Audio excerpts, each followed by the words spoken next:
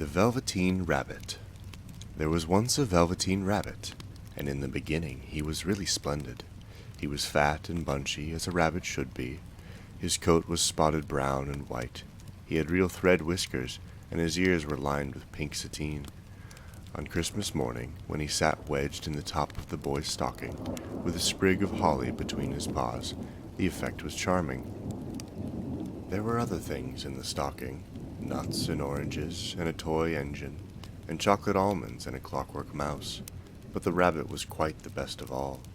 For at least 2 hours the boy loved him, and then aunts and uncles came to dinner, and there was a great rustling of tissue paper and unwrapping of parcels, and in the excitement of looking at all the new presents the Velveteen Rabbit was forgotten. For a long time he lived in the toy cupboard or on the nursery floor, and no one thought very much about him. He was naturally shy, and being only made of velveteen, some of the more expensive toys quite snubbed him. The mechanical toys were very superior, and looked down upon everyone else. They were full of modern ideas and pretended they were real.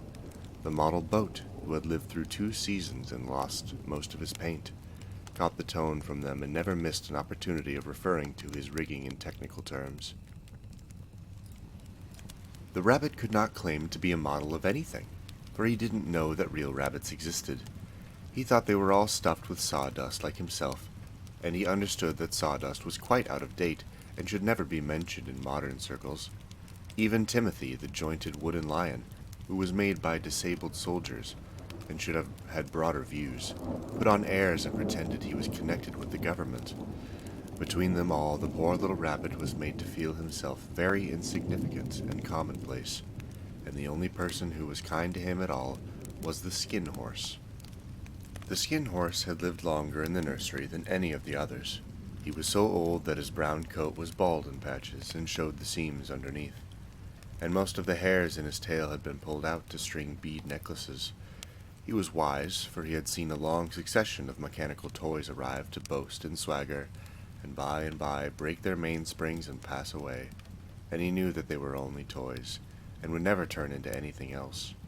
For nursery magic is very strange and wonderful, and only those playthings that are old and wise and experienced like the Skin Horse understood all about it. "What is real?"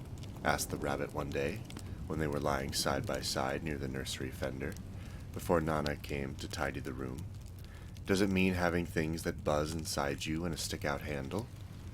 "Real isn't how you are made," said the Skin Horse. "It's a thing that happens to you. When a child loves you for a long, long time, not just to play with, but really loves you, then you become real." "Does it hurt?" asked the rabbit. "Sometimes," said the Skin Horse, for he was always truthful. "When you are real, you don't mind being hurt." "Does it happen all at once, like being wound up?" he asked, "or bit by bit?" "It doesn't happen all at once," said the Skin Horse. "You become.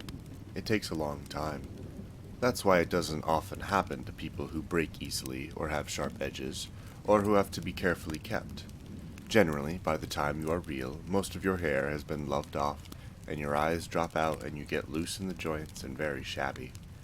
But these things don't matter at all, because once you are real, you can't be ugly, except to people who don't understand." "I suppose you are real?" said the rabbit, and then he wished he had not said it, for he thought the Skin Horse might be sensitive. But the Skin Horse only smiled. "The boy's uncle made me real," he said. "There was a great many years ago. Once you are real, you can't become unreal again. It lasts for always." The rabbit sighed. He thought it would be a long time before this magic called real happened to him. He longed to become real, to know what it felt like, and yet the idea of growing shabby and losing his eyes and whiskers was rather sad. He wished that he could become it without these uncomfortable things happening to him. There was a person called Nana who ruled the nursery. Sometimes she took to notice of the playthings lying about, and sometimes, for no reason whatsoever, she went swooping about like a great wind and hustled them away in cupboards. She called this tidying up, and the playthings all hated it, especially the tin ones. The rabbit didn't mind it so much, for wherever he was thrown, he came down soft. One evening, when the boy was going to bed, he couldn't find the china dog that always slept with him. Nana was in a hurry, and it was too much trouble to hunt for china dogs at bedtime. So she simply looked about her, and seeing that the toy cupboard door stood open, she made a swoop. "Here," she said, "take your old bunny. He'll do to sleep with you." And she dragged the rabbit out by one ear and put him onto the boy's arms. That night, and for many nights after, the Velveteen Rabbit slept in the boy's bed. At first he found it rather uncomfortable, for the boy hugged him very tight, and sometimes he rolled over on him, and sometimes he pushed him so far under the pillow that the rabbit could scarcely breathe.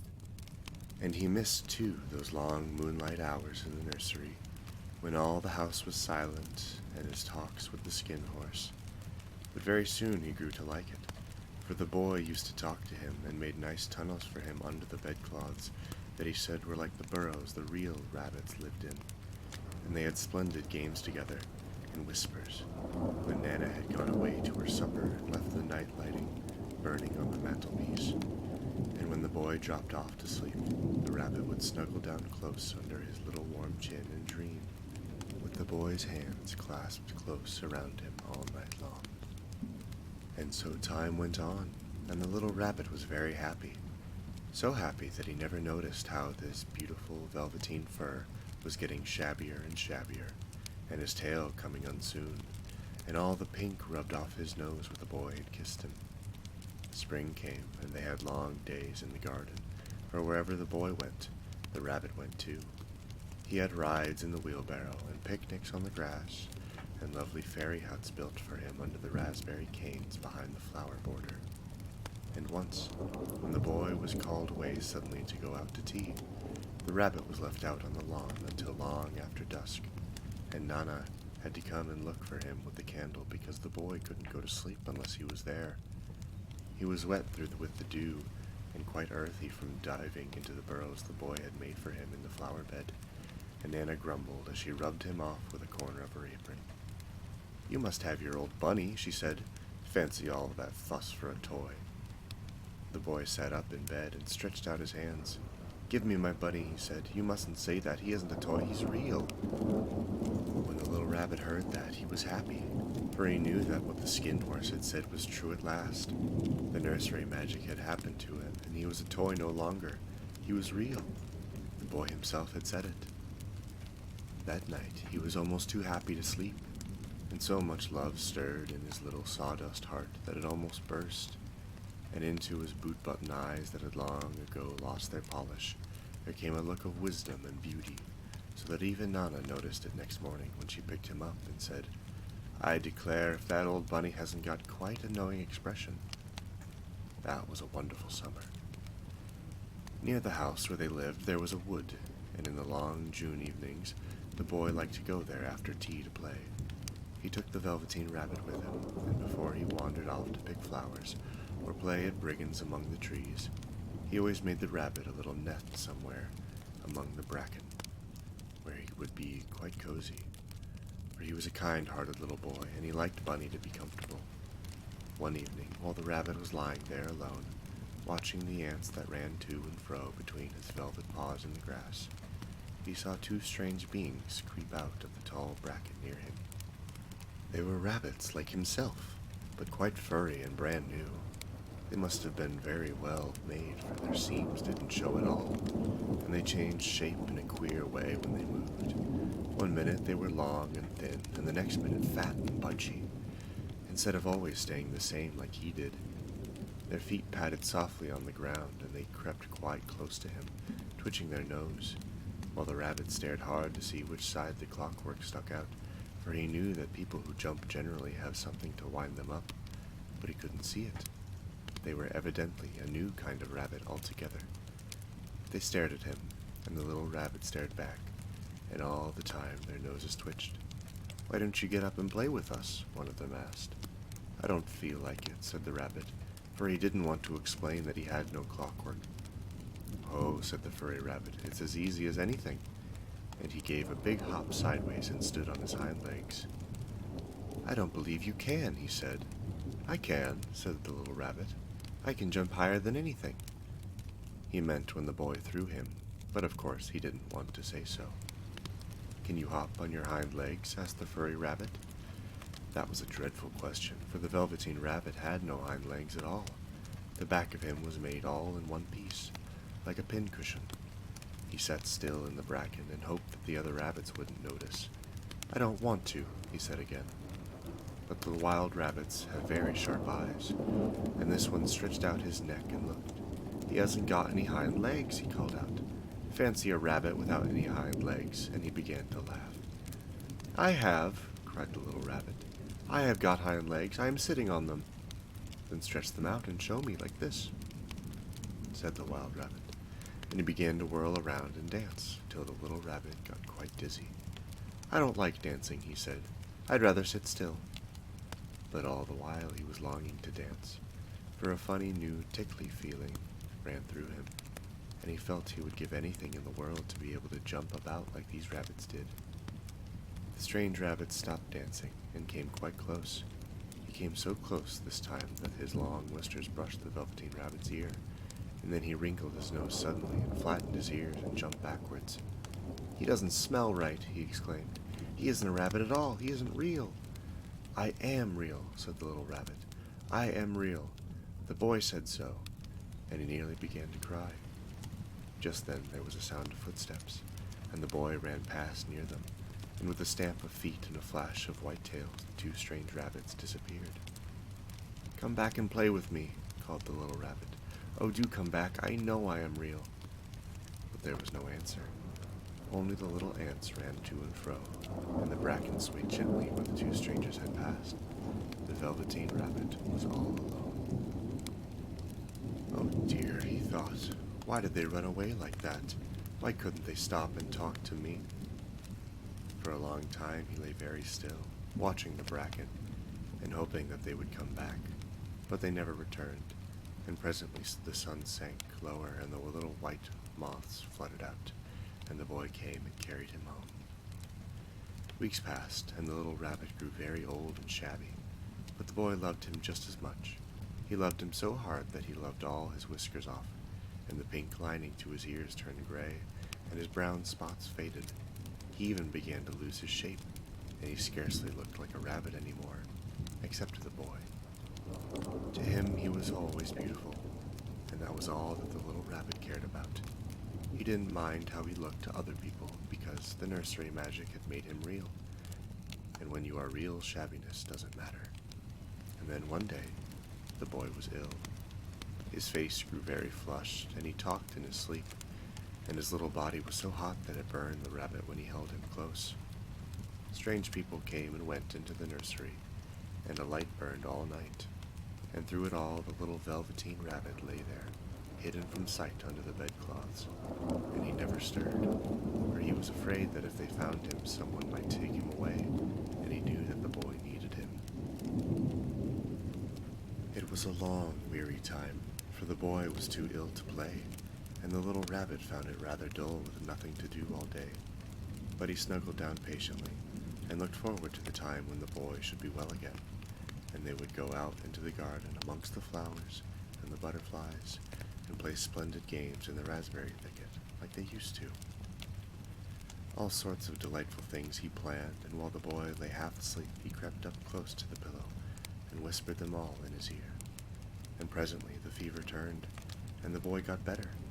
He was able to sit up in bed and look at picture books, while the little rabbit cuddled close at his side. And one day, they let him get up and dress. It was a bright, sunny morning, and the windows stood wide open. They had carried the boy out onto the balcony, wrapped in a shawl, and the little rabbit lay tangled up among the bedclothes, thinking. The boy was going to the seaside tomorrow. Everything was arranged, and now it only remained to carry out the doctor's orders. They talked about it all while the little rabbit lay under the bedclothes, with just his head peeping out, and listened. The room was to be disinfected, and all the books and toys that the boy had played with in bed must be burnt. "Hurrah!" thought the little rabbit. "Tomorrow we shall go to the seaside." For the boy had often talked of the seaside, and he wanted very much to see the big waves coming in, and the tiny crabs and the sand castles. But just then Nana caught sight of him. "How about this old bunny?" she asked. "That?" said the doctor. "Why, it's a mass of scarlet fever germs. Burn it at once. What? Nonsense. Get him a new one. He mustn't have that anymore. And so the little rabbit was put into a sack with the old picture books and a lot of rubbish, and carried out to the end of the garden behind the fowl house. That was a fine place to make a bonfire, only the gardener was too busy just then to attend to it. He had the potatoes to dig and the green peas to gather, but next morning he promised to come quite early and burn the whole lot. That night, the boy slept in a different bedroom, and he had a new bunny to sleep with him. It was a splendid bunny, all white plush with real glass eyes, but the boy was too excited to care very much about it, for tomorrow he was going to the seaside, and that in itself was such a wonderful thing that he could think of nothing else. And while the boy was asleep, dreaming of the seaside, the little rabbit lay among the old picture books in the corner behind the fowl house, and he felt very lonely. The sack had been left untied, and so by wriggling a bit he was able to get his head through the opening and look out. He was shivering a little, for he had always been used to sleeping in a proper bed, and by this time his coat had worn so thin and threadbare from hugging that it was no longer any protection to him. Nearby he could see the thicket of raspberry canes growing tall and close like a tropical jungle, in whose shadow he had played with the boy on bygone mornings. He thought of those long sunlit hours in the garden, how happy they were, and a great sadness came over him. He seemed to see them all pass before him, each more beautiful than the other. The fairy huts in the flower bed, and the quiet evenings in the wood when he lay in the bracken and the little ants ran over his paws.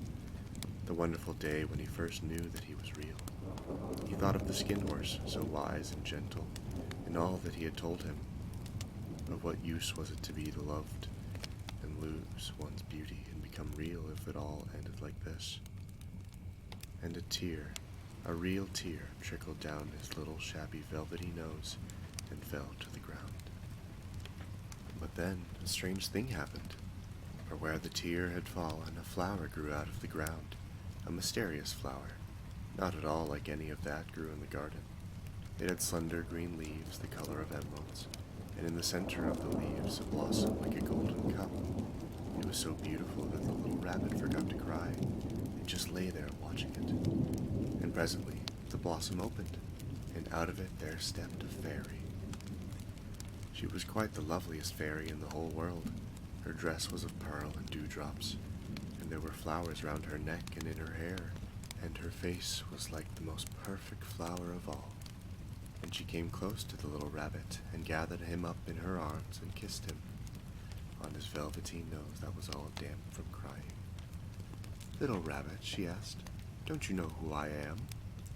The rabbit looked up at her, and it seemed to him that he had seen her face before, but he couldn't think where. "I am the nursery magic fairy," she said. "I take care of all the playthings that the children have loved.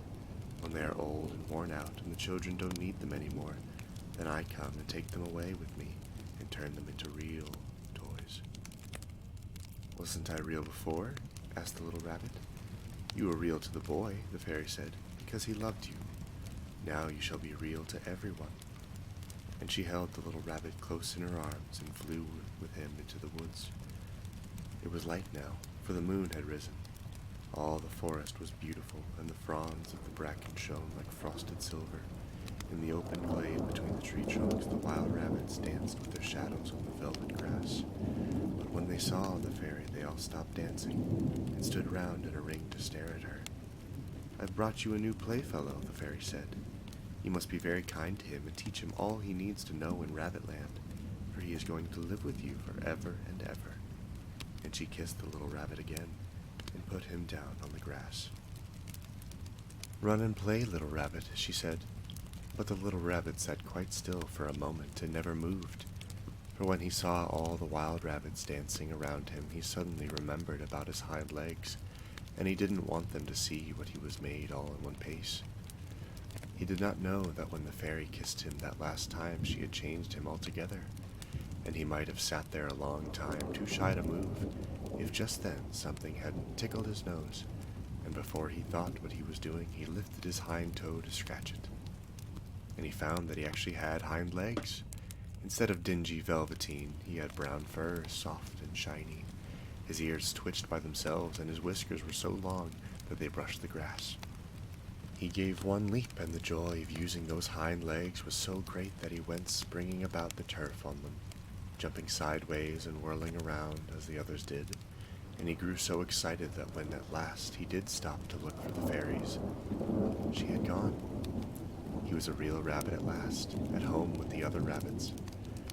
Autumn passed, and winter, and in spring, when the days grew warm and sunny, the boy went out to play in the woods behind the house. And while he was playing, 2 rabbits crept out from the bracken and peeped at him. One of them was brown all over, but the other had strange markings under his fur, as though long ago he had been spotted, and the spots still showed through. And about his little soft nose and his round black eyes there was something familiar, so that the boy thought to himself, "Why, he looks just like my old bunny that was lost when I had scarlet fever." But he never knew that it was really his own bunny, come back to look at the child who had first helped him to be real.